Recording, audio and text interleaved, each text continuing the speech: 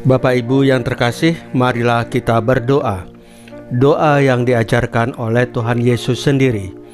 Dalam nama Bapa dan Putra dan Roh Kudus. Amin. Bapa kami yang ada di surga, dimuliakanlah nama-Mu. Datanglah kerajaan-Mu, dan jadilah kehendak-Mu di atas bumi seperti di dalam surga. Berilah kami rejeki pada hari ini, dan ampunilah kesalahan kami, seperti kami pun mengampuni yang bersalah kepada kami. Dan janganlah masukkan kami ke dalam pencobaan, tetapi bebaskanlah kami dari yang jahat. Ya Roh Kudus, hadirlah saat ini untuk memimpin dan membimbing kami dalam membaca firman Tuhan Yesus dan merenungkannya, sehingga kami dapat mengerti maknanya dan dapat kami laksanakan dalam hidup kami sehari-hari di tengah masyarakat kami. Pembacaan Injil Markus bab 6 ayat 53 sampai dengan ayat 56. Menjamah Kristus dengan iman. Pada suatu hari, Yesus dan murid-muridnya mendarat di Genesaret dan berlabuh di situ.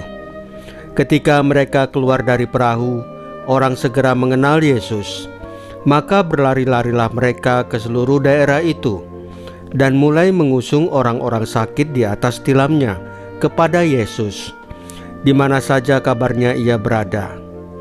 Kemanapun Yesus pergi, ke desa-desa, ke kota-kota, atau ke kampung-kampung, orang meletakkan orang-orang sakit di pasar-pasar dan memohon kepadanya supaya mereka diperkenankan hanya menjamah jubah-jubahnya saja.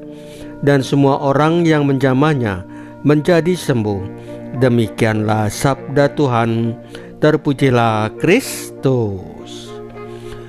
Bapak Ibu yang terkasih, Injil hari ini berkata, semua orang yang menjamah jubahnya menjadi sembuh. Ini menunjukkan bahwa perjumpaan dengan Yesus selalu membawa pemulihan hidup. Mereka yang datang kepadanya tidak selalu kuat, tidak selalu benar, bahkan sering datang dengan luka dan kegagalan. Namun ketika mereka mendekat kepada Yesus dengan iman, hidup mereka berubah. Hal ini nyata dalam pengalaman Onesimus. Ia adalah seorang budak yang melarikan diri dari tuannya. Ia hidup dalam ketakutan, rasa bersalah, dan kehilangan arah.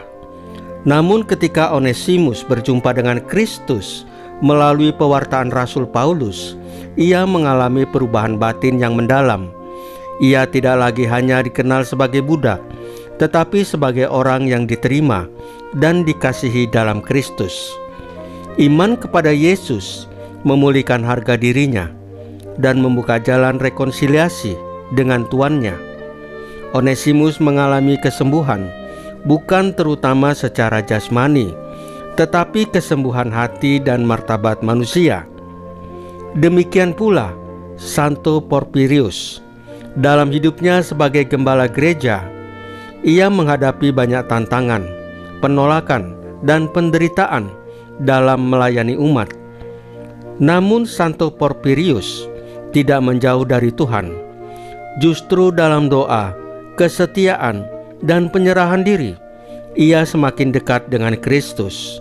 Dari perjumpaan itu, Santo Porphyrius memperoleh kekuatan rohani dan kebijaksanaan untuk membimbing umat. Ia sendiri mengalami pemulihan batin, dan melalui hidupnya banyak orang dikuatkan dalam iman. Pengalaman Onesimus dan Santo Porphyrius mengajarkan kepada kita bahwa menjamah jubah Yesus berarti menyerahkan hidup kepadanya, apa adanya. Kristus menyentuh dan memulihkan orang yang merasa bersalah seperti Onesimus, orang yang letih dan terluka dalam pelayanan seperti Santo Porphyrius, dan juga kita semua hari ini. Gereja mengajarkan bahwa Kristus datang untuk memulihkan manusia secara utuh, membawa kita keluar dari dosa, ketakutan, dan keputusasaan menuju hidup yang baru. Maka jangan takut mendekat kepada Yesus, Setiap perjumpaan dengan Kristus yang dijalani dalam iman selalu membawa harapan dan pembaruan hidup. Bapak Ibu yang terkasih, marilah kita berdoa. Ya Tuhan Yesus, datanglah ke dalam hidup kami. Pulihkan hati kami yang lelah.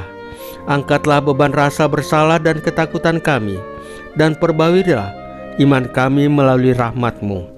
Semoga kami berani mendekat kepadamu dan mengalami kasih-Mu yang mengubah hidup. Salam Maria, penuh rahmat, Tuhan sertamu. Terpujilah engkau di antara wanita, dan terpujilah buah tubuhmu Yesus. Santa Maria Bunda Allah, doakanlah kami yang berdosa ini, sekarang dan waktu kami mati. Ya Tuhan Yesus, tambahkanlah iman kami hanya kepadamu saja, karena hanya Engkaulah Tuhan dan Juru Selamat kami satu-satunya, tidak ada yang lain. Dalam nama Bapa dan Putra dan Roh Kudus. Amin. Bapak Ibu yang terkasih, bacaan firman dan renungan hari ini sudah selesai. Tuhan Yesus memberkati kita semua.